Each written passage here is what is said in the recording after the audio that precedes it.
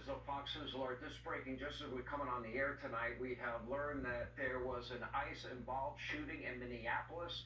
We go live to Alexis McAdams. She is live on the ground with the details.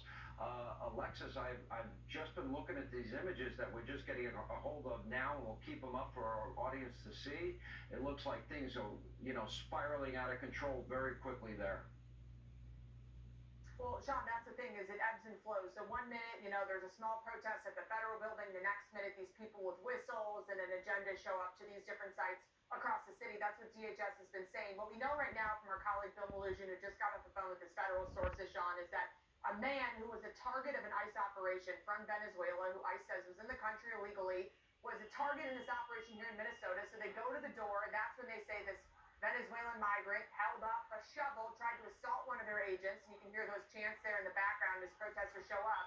That's when they say, use the shovel to try and assault the agent. Shots were fired. This Venezuelan teen, we're told, was shot in the leg, expected to be okay. Bill Malugin telling me there's actually a picture that a source texted him of this guy on a stretcher smiling, kind of giving a thumbs up as he's taken away to the hospital. So we'll get more on what's going on there at the scene. But it's become aggressive here, and I saw it today when I was on the ground with law enforcement here, with ICE agents here in Minnesota.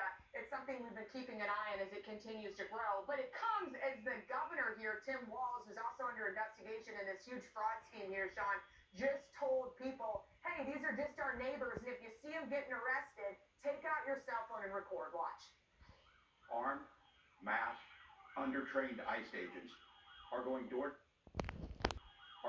to door, ordering people to point out where their neighbors of color live. They're pulling over people indiscriminately, including U.S. citizens, and demanding to see their papers. And if you see these ICE agents in your neighborhood, take out that phone and hit record.